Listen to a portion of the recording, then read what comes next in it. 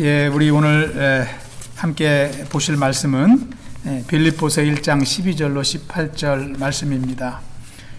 필리피안 챕터 1, 12 to 18.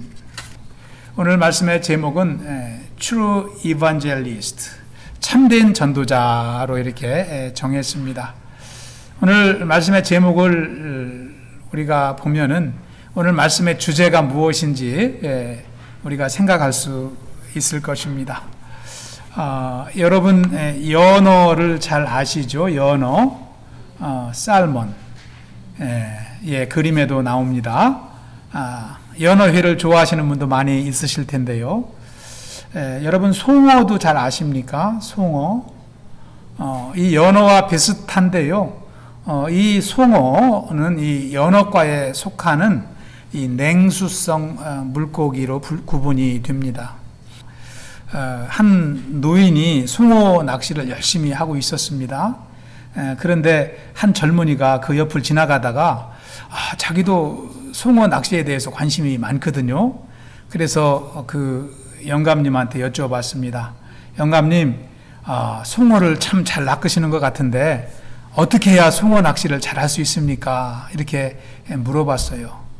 그랬더니 영감님이 송어 낚시법을 소개하는데 첫째는 송어 낚시를 잘 하기 위해서는 한눈을 팔면 안 됩니다. 그러는 거예요. 한눈 팔지 말고 낚시를 잘 바라봐야 된다는 것이죠. 그리고 두 번째는요, 송어 낚시를 위해서는 이 낚싯밥을 잘 써야 된다는 거예요. 낚싯밥 선택이 송어 낚시의 키가 된다고 이렇게 이야기를 했습니다. 그리고 세 번째는 젊은이 송어 낚시를 하면서 인내해야 됩니다. 그러는 거예요. 찌가 움직일 때를 잘 기다려야 된다. 이렇게 이야기를 하는 것입니다. 찌가 움직이면 틈을 주지 말고 빨리 낚아채야지 송어를 잡을 수 있다고 합니다. 근데 이 젊은이가 이 송어 낚시법을 가만히 듣고 보니까요, 자기가 다른 낚시하던 그 방법과 크게 다를 바가 없거든요. 그래서 영감님께 물었습니다. 영감님, 그거 말씀하신 낚시법은 다른 물고기를 낚을 때도 그렇게 해야 되는 거 아닙니까? 이렇게 질문을 합니다. 그랬더니 하는 말씀이, 젊은이 맞네. 다른 낚시법과 다를 바 없이 송어 낚시도 그렇게 해야 되네. 근데 많은 사람들이 그 낚시법은 잘 알고 있는데 낚시법대로 기다리지도 않고 자기 방법대로 낚시를 즐긴다는 거예요. 그리고 고기가 잘 잡히지 않는다고 불평만 한다는 것입니다. 이 젊은이가 그 영감님 말씀을 잘 새겨 들어보니까 자기 자신이 어떻게 낚시해왔는지 이렇게 돌아보게 되거든요. 그러면서 참 이 기본에 충실하는 것이 송어도 잘 잡는 비결이구나 이렇게 깨달았다고 합니다. 여러분, 저는 왜 제 이 말씀을 드리냐면 우리의 신앙생활도 비슷한 것 같아요. 그렇지 않습니까? 여러분, 신앙생활을 어떻게 은혜롭게 하는 방법을 우리는 잘 알고 있지만 그것보다 더 쉬운 방법을 찾지는 않는지 우리 자신을 가끔 돌아봐야 된다고 생각을 합니다. 하나님의 백성으로 살아가는 그 길에 대해서 주님은 말씀을 하십니다. 그런데 우리는 또 다른 쉬운 방법을 늘 찾고 있습니다. 그래서 믿음 생활에 실패할 때가 종종 있지요. 여러분, 오늘 말씀을 통해서 제가 전도에 대해서 설교를 하려고 하는데요. 이 전도도 마찬가지 아닙니까? 여러분, 전도보다 더 귀한 사역이 있을까요? 성경을 찾아보면은 제가 갖고 있는 성경은 하나님이 주신 복음을 전하는 것이 하나님의 제자의 삶의 최우선이라고 쓰여 있어요. 그런데 우리는 신앙생활에 또 다른 방법을 찾는 것입니다.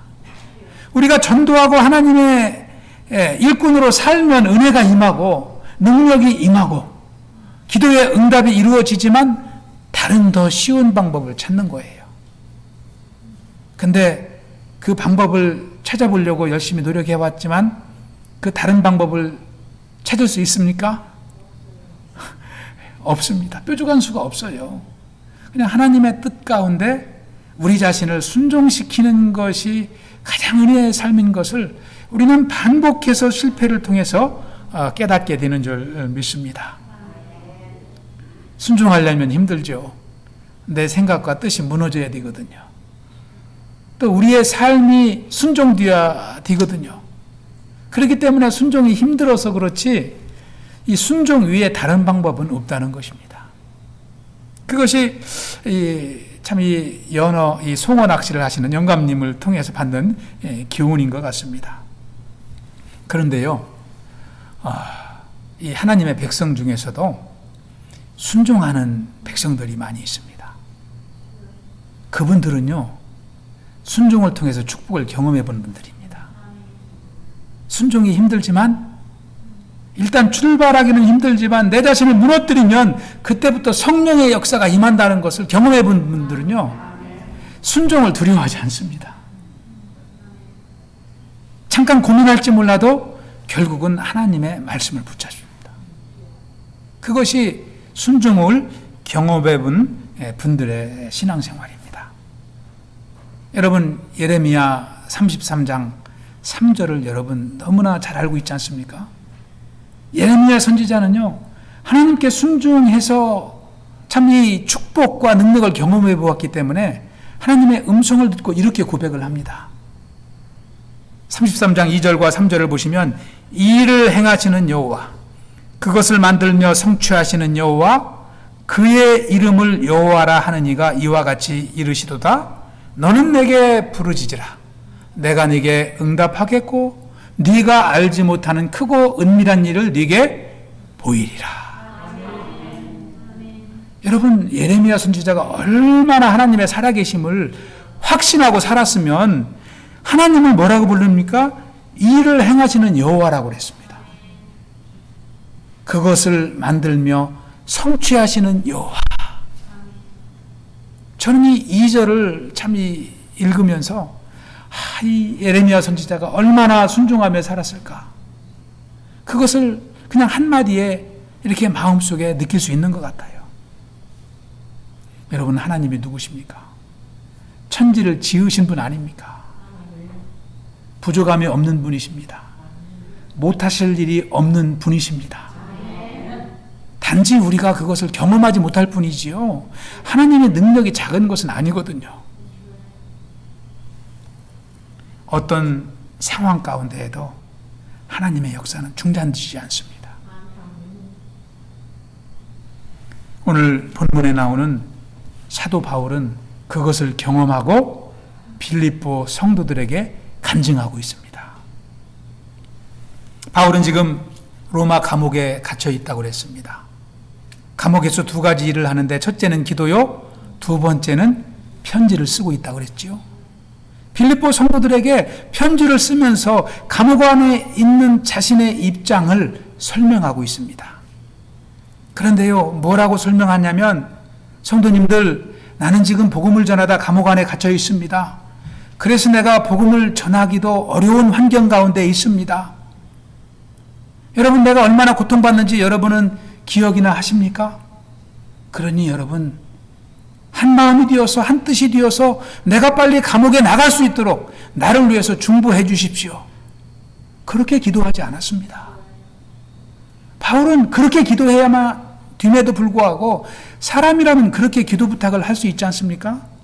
그런데 바울은 그렇게 기도하지 않았어요. 뭐라고 기도하냐면, 오히려 이 어려운 환경 가운데에서 하나님이 어떻게 나를 통해서 일하셨는지 여러분 한번 들어보십시오 하면서 그 간증을 하고 있는 것입니다. 그것이 12절 아닙니까? 12절을 우리 한번 다시 합독해 보겠습니다. 형제들아, 내가 당한 일이 도리어 복음 전파의 진전이 된 줄을 너희가 알기를 원하노라. 빌립보 성도들에게 내가 지금 당한 일이 무엇인가요? 감옥에 갇힌 것을 말하는 것이죠. 감옥에 갇혀서 꼼짝 못하고 고난당하는 이 일이 오히려 복음 전파의 진전을 이뤘다는 거예요. 이 사람의 상식으로는 이해가 가지 않는데, 하나님은 감옥에 있는 바울을 통해서 오히려 복음이 더 로마 시내에 활발하게 전파되게 하셨다는 거예요. 이 놀라운 일을 바울은 간증하고 있는 것입니다. 빌립보 성도들은 바울이 갇히자, 감옥에 들어가자 이제는 온 세상의 복음 전파 사역이 중단되는 줄을 알았습니다. 그런데요, 바울의 편지를 받고 보니까 그것은 단지 성도들의 그냥 염려에 불과했다는 것을 알 수 있는 것이죠. 바울은 오히려 복음 전파에 더 활기를 띄웠다고 간증하고 있기 때문입니다. 여러분, 어떻게 하나님이 바울을 쓰셨습니까? 바울은 두 가지로 하나님의 역사를 간증하고 있습니다. 첫째는 감옥 안에서 어떻게 역사하셨는지, 그리고 두 번째는 감옥 밖에서는 어떻게 복음 역사를 이루셨는지를 설명하고 있습니다. 그것이 오늘 본문입니다. 첫째 13절을 보시면 하나님께서 바울로 하여금 감옥 안에서 어떻게 복음 역사를 이루셨는지를 설명합니다. 우리 한번 합독해 볼까요? 시작. 이러므로 나의 매임이 그리스도 안에서 모든 시위대 안과 그 밖의 모든 사람에게 나타났으니. 아멘. 여러분, 바울이 이 소아시아와 또 유럽에서 복음을 전파하면서 계속해서 기도했던 제목 중에 하나가 여러분 아시지만 로마에도 복음을 전하는 것이었습니다. 그렇지 않습니까? 로마에까지도 자기가 가서 복음 전파하는 것이 자기 소원이었어요. 기도 제목이었어요. 그래서 바울은 죄수의 몸으로 가이사 황제에게 상소를 하고 죄수의 몸으로 로마에까지 실려온 것입니다. 그런데 내가 감옥에 있다고 해서 그 꿈을 이루지 못한다면 얼마나 낙심이 들까요? 그런데 바울은 감옥 안에 있었지만 포기하지 않았기 때문에 하나님께서 그 바울을 쓰신 거예요. 어떻게 해요? 13절에 기록된 대로 하나님이 쓰신 것입니다. 바울이 감옥 안에 있는 동안 이 경비병들이, 보초들이 바울을 지켰는데요. 이 시위대라고 이렇게 13절에는 나와 있습니다. 이 시위대들이 바울을 옆에서 지키는데 4교대로 지켰어요. 그러니까 6시간마다 교대하면서 바울을 24시간 지킨 거예요. 근데 바울은 그 경비병들에게 복음을 전합니다. 할렐루야. 그러니까요, 이 불신자들이 전도 대상자가 교대로 오는 거예요. 6시간마다.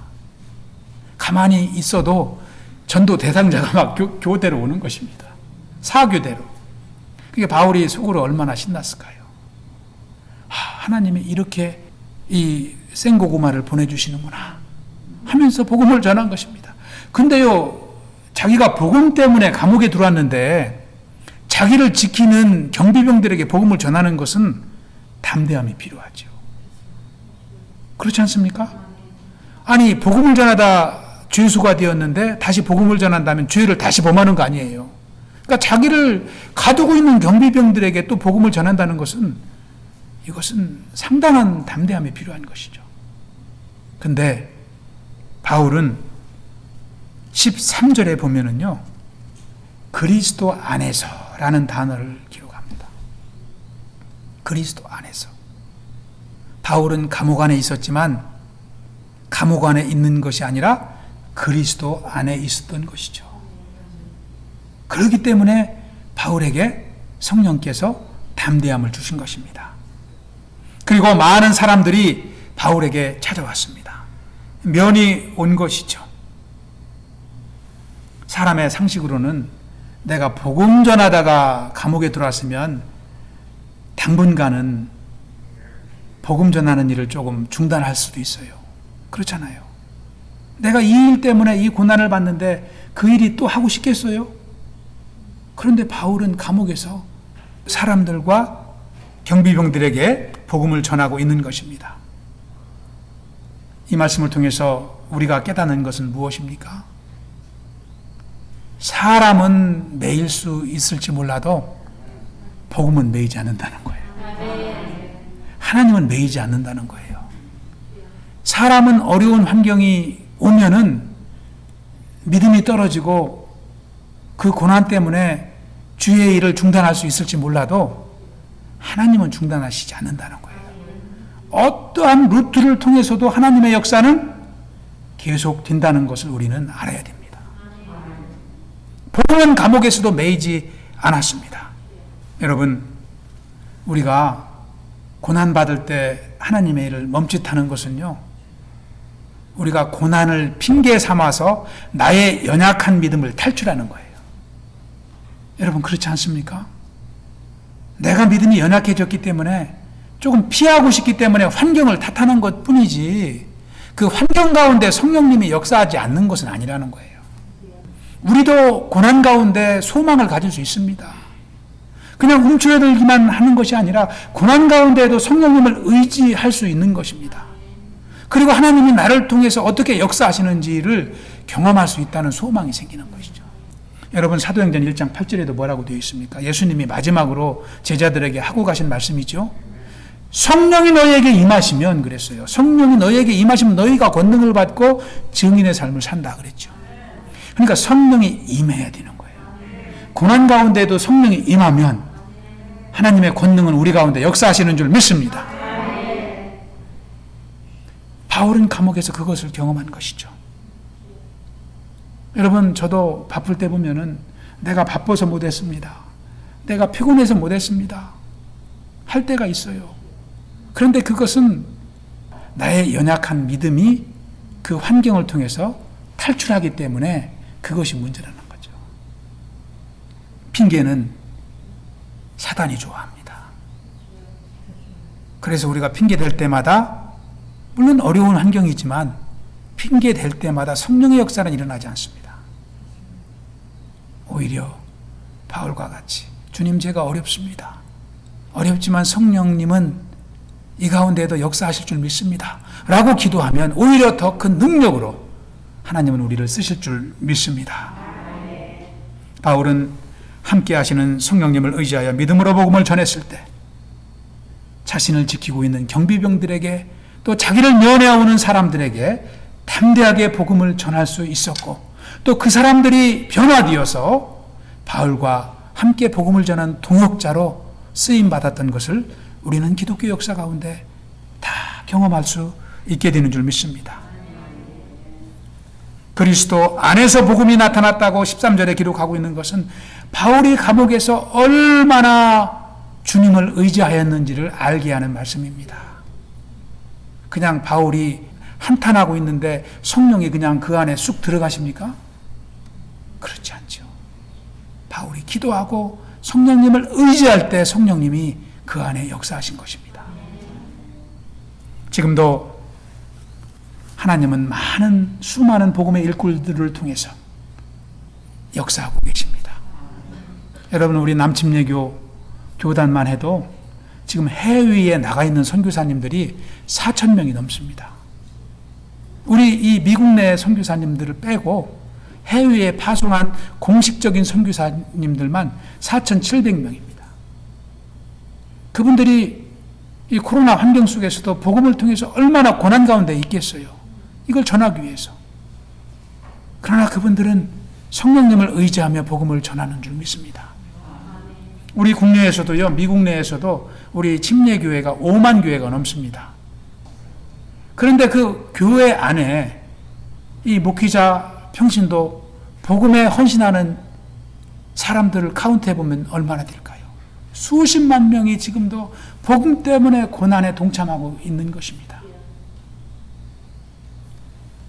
하나님은 고난을 두려워하지 않는 일꾼을 통해서 생명의 역사를 이루어 가십니다. 우리 안에도 그리스도 예수께서 거하신다면 우리도 복음의 일꾼으로 귀하게 쓰임받게 되는 줄로 믿습니다. 가정에서, 일터에서 저와 여러분이 놓여있는 환경 가운데 그 환경이 문제가 되지 아니하고 오히려 그것이 통로가 되어서 복음이 전파되는 귀한 복음의 역사가 이루어질 줄로 믿습니다.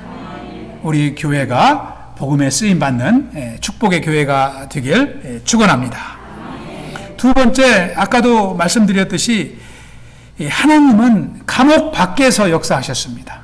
감옥 밖에서. 바울을 통해서 감옥 밖에 있는 사람들에게도 도전을 주셨습니다. 14절을 보시면 우리 한번 합독해 보겠습니다. 14절 말씀 시작. 형제 중 다수가 나의 매임으로 말미암아 주 안에서 신뢰함으로 겁없이 하나님의 말씀을 더욱 담대히 전하게 되었느니라. 아멘. 바울이 감옥에서 복음의 역사가 바울을 통해서 일어나는 것을 통해서 감옥 밖에 있는 사람들이 도전받았어요. 아니, 바울이 죄수의 몸으로 저렇게 복음 역사를 이루는데 참 이제 우리가 복음 전도자로서 이 자유의 몸인데 가만히 있을 수가 없다는 것입니다. 그래서 로마에 있던 크리스찬들이 절망하지 않고 바울을 통해서 더욱더 복음 역사를 섬겼습니다. 그런데요, 일부는 바울과 같이 기쁜 마음으로 섬긴 것이 아니라 로마 교회에 있는 일부 이 지도자들은 바울을 시기하는 마음으로 복음을 전했습니다. 여러분, 바울이 로마로 온다고 소문이 나자 로마 교회에 있는 이 지도자들은 그것을 염려하고 경계했습니다. 왜 그러냐면 바리새인들과 똑같습니다. 자기들의 지도권이 떨어질까 봐. 바울의 복음 전도자인데 이 바울이 로마에 오면 많은 크리스천들이 다 바울의 리더십에 들어가고 우리는 그 영향력을 잃어버릴까 봐 걱정했던 것이죠. 근데 바울이 감옥에서 복음을 증거하니까 이들은 밖에서 바울에게 뒤질세라 경쟁하며 복음을 전한 거예요. 어쨌든 복음을 전하긴 전했는데 바울의 경쟁자가 되어서 시기함으로 막 복음을 전한 것입니다. 그것이 15절에 바울은 기록을 하고 있습니다. 우리 15절 한번 합독합니다. 어떤 이들은 투기와 분쟁으로, 어떤 이들은 착한 뜻으로 그리스도를 전파하나니. 그러니까 투기심으로 전하는 사람도 복음을 전하는 전도자였고 바울과 함께 같은 마음으로 복음을 사랑하는 마음으로 전하는 사람도 복음 전도자였습니다. 투기는 시기를 말하는 것이죠. 분쟁이 뭡니까? 다투는 거예요. 바울에게 뒤질세라. 이들은 복음을 전했습니다.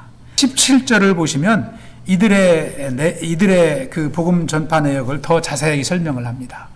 17절 합독합니다. 그들은 나의 매임에 괴로움을 더하게 할 줄로 생각하여 순수하지 못하게 다툼으로 그리스도를 전파하느니라. 얼마나 참 이 전도자 중에는 이런 마음도 있어요. 하나님의 일꾼들은 이런 사람도 있습니다. 시기하면서 남들에게 지지 않으려고. 또 이런 사람들은 남들이 세움받으면, 직분받으면 또 이게 못마땅하게 여기고. 일꾼 중에는 이런 일꾼도 있어요. 근데 하나님은 이런 일꾼도 쓰십니다. 할렐루야. 합력해서 선을 이루시는 것이죠. 아까도 말씀드렸지만 이들은 유대주의적 경향을 가진 로마 교회 지도자들이었습니다. 바울을 경계해서 시기심으로 주의 일을 감당한 것이죠. 이들은 사실은 바울이 감옥에 갇히자 좋아했습니다. 이제는 바울로 인해서 복음 전파 사역이 일어나지 않을 것이기 때문에. 그런데 오히려 더 활발하게 일어나는 것을 통해서 이들이 자극을 받고 복음 역사를 섬긴 것입니다. 여러분, 저와 여러분은 시기심으로 하지 않고 협력하는 마음으로 주의 일을 감당할 수 있길 축원합니다. 두 번째, 15절에 나와 있듯이 15절 후반절에 나와 있듯이 한 부류는 착한 뜻으로 바울과 동역을 했어요. 얼마나 귀한 일꾼들입니까? 바울에게 호의를 갖고 바울을 존경하는 마음으로 동역하는 마음으로 자신들도 감옥 밖에서 바울과 함께 전도 사역을 섬긴 것이죠. 16절을 보면은 이들에 대해서 설명을 합니다. 16절 착한 일꾼들이죠. 우리 합독합니다. 이들은 내가 복음을 변증하기 위하여 세우심을 받은 줄 알고 사랑으로 하나. 영혼들을 사랑하는 마음으로, 하나님의 복음을 사랑하는 마음으로 이들은 자기 뜻을 굽히고 바울의 뜻에 순종하는 일꾼들입니다. 이들을 통해서 우리가 또한 깨닫는 것은 하나님을 섬기는 일, 주의 사역은 내 스타일을 내려놓아야 된다는 것이죠. 내 뜻대로 하지 않고 주님의 뜻대로, 또 우리가 복음을 전하는 영혼들을 사랑하는 마음으로 복음을 전해야 됨을 알 수가 있습니다. 여러분, 저와 여러분이 우리의 스타일을 내려놓을 때 하나님이 영광 받으시는 줄 믿습니다. 주님의 일꾼으로 하나님의 마음에 합한 삶을 살 수 있길 축원합니다. 미국에 온 지 제가 한 2년쯤 되었을 때 아파트에 살았거든요. 주일날 이제 교회를 갈 시간이 되어서 우리 가족과 함께 이렇게 주차장을 빠져나오는데 한 자매님인데 저를 보지 못하고 그냥 후진을 하는 거예요. 계속 후진을 하고 제가 이미 들어섰는데도 이 거울을 보면 저를 보았을 텐데 보지 못하고 후진을 계속 하다가 제 뒷부분 차를 이렇게 부딪혔어요. 그러니까 후진을 했기 때문에 속도가 빠르지는 않기 때문에 살짝 쿵 하고 부딪혔어요. 그래가지고 그 자매님도 깜짝 놀라고 저희 뒤에 탄 우리 아이들도 놀라고 내려서 보니까 이 뒷문짝 부분도 해가지고 그 리어 펜더 쪽이 푹 들어갔더라고요. 그래서 교회는 빨리 가야 되고 해서 자매님 전화번호하고 보험 인포메이션만 좀 받아가지고 교회를 가려고 했어요. 그랬더니 이 자매님이 보험이 없어요. 그게 누구 차냐 했더니 엄마 차라는 거예요. 그래서 전화번호만 갖고 교회를 갔어요. 자매님이 되게 당황을 하고 운전한 지도 오래 안 되는가 봐요. 그러니까 아마 일을 가려고 하다가 급히 나오다가 그런 것 같은데요. 좀 교회에 가서 예배를 인도하고 예배를 드렸습니다. 근데요, 이 찬양을 부르는데 특별히 그 211장 찬양을 부르는데 이 자매님이 자꾸 떠올라요. 특히 제가 그 값비싼 향유를 주께 드린 이 찬양을 부르는데 3절을 부를 때 그 가사가 두려운 마음에 소망 주고 슬픔에 쌓인 자 위로하며, 이 주님이 우리를 그렇게 위로하신 것이 생각이 나는데 이 자매님이 얼마나 두려워할까 그런 생각이 자꾸 드는 거예요. 그러면서 하나님이 감동 주시기를 보험도 없는데 그때 제 차는 중고차였거든요. 마일리지도 뭐 20만 마일이 넘었었죠. 200,000 over 200,000 miles. 그러니까 많이 좀 이렇게 오래된 차고, 그래서 그리고 또 운행하는 데는 지장이 없잖아요. 찌그러졌지만. 근데 그것이 처음이 아니에요. 제가 또 몇 달 전에는 제가 주차장에 받쳐놓은 차를 우리 옆집 사람이 차를 빼다가 그냥 이렇게 돌다가 쿵 하고 제 뒤 리어 범퍼를 쿵 했어요. 그래가지고 뭐 겉으로 크게 표시는 나지 않지만 범퍼가 가운데가 푹 좀 들어갔거든요. 두 번째 사고예요. 그때도 제가 그냥 익스큐즈 해줬거든요. 근데 이번에 또 하나님 또 그런 마음을 주셔요. 찬양 중에 그런 마음 주시는데 순종해야 돼요? 말아야 돼요? 그래가지고 제가 일단 예배 끝나고 집에 가서 그 다음날 자매님에게 연락을 하고 어떻게 고쳐줄 수 있느냐고 그랬더니 뭐 어머니한테 돈을 받아서 좀 해보겠다고 그러는데, 제가 그랬어요. 그런데 교회에는 다니냐고, 예수는 믿느냐고 그랬더니 믿는데요. 근데 왜 주일날인데 교회 안 가고 일 가려고 했느냐고 그랬더니 지금 직장 스케줄이 그렇게 돼가지고 지금은 매주는 못 간다 그래. 근데 예수는 믿는다고 그래요. 그때 딱 결정이 되더라고요. 그래서 제가 그랬어요. 저도 크리스찬인데 그냥 내가 이 차가 오래됐으니까 그냥 탈게. 그러니까 신경 쓰지 말라고. 그랬더니 자매님이 갑자기 얼굴이 밝아지면서 아유 쉬워 하면서 진짜냐고 막 그러는 거예요. 아니 나 진짜라고. 그러니까 우리 또 같은 아파트에 살지 않느냐고. 그 대신 좀 일 스케줄을 좀 조정하고 하나님께 가서 기도하면 하나님이 또 이렇게 좋은 직장 주실 테니까 매주 예배 가면 어떻겠냐고 그랬더니 내가 그렇게 하겠다고. 이 전도가 되는 거예요. 자동으로. 근데 그 자매님이 계속 예배 갔는지 안 갔는지는 제가 다음에 물어보진 않았어요. 근데 얼굴을 보니까 그 근심이 사라지는 것은 제가 알겠더라고요. 그걸 통해서 제 차가 조금 찌그러졌지만 지금도 그 생각을 하면은 참 잘했다 싶어요. 그냥 자매님이 돈도 없는데 보험도 없는데 돈이 있겠어요. 그 고치려면 한 1000불은 나오는데, 오늘 말씀에 보면은 바울은 육체적으로 감옥에 갇혀 있잖아요. 고난 가운데 있습니다. 그리고 정신적으로는 많은 시기하는 자들 때문에 시달리고 있어요. 그런데 그는 하나님의 은혜를 기억했던 것이죠. 이 고난 가운데 하나님의 은혜를 기억한 것입니다.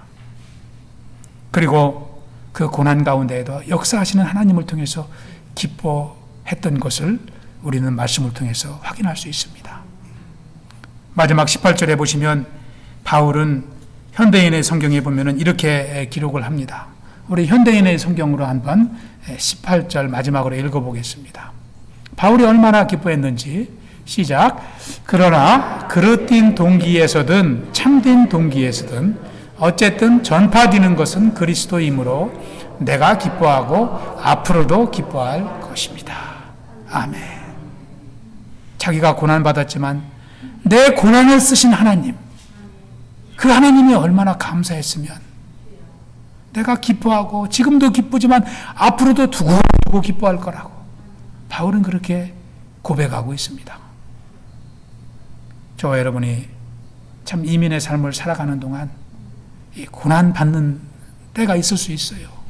그것이 물질이었든 남들이 나를 조롱하는 것이었든 나를 인정하지 않는 것이었든 어떠한 경우든지 정신적으로든 물질적으로든 육체적으로든 고난 가운데 있을 수 있어요. 그런데 그것이 주님의 참 복음전도 역사에 조금이라도 쓰임받을 수 있다면 저와 여러분이 참는 것이 은혜가 될 줄로 믿습니다. 우리 교회가 그 고통 가운데 그것을 감내해서 하나님께 영광 돌릴 수 있다면 하나님께서 40년 전에 이 교회를 세우신 그 목적을 충분히 이룰 수 있다고 저는 확신합니다. 바울은 참된 전도자였습니다. True Evangelist였습니다. 저와 여러분이 하나님의 자녀이지만 이러한 참진 전도자로 살아갈 수 있기를 축원합니다. 2000년 전에 살았던 사도 바울의 삶이 오늘날 현대를 살아가는 저와 여러분의 삶에 참 도전이 되시길 축원합니다. 기도하겠습니다.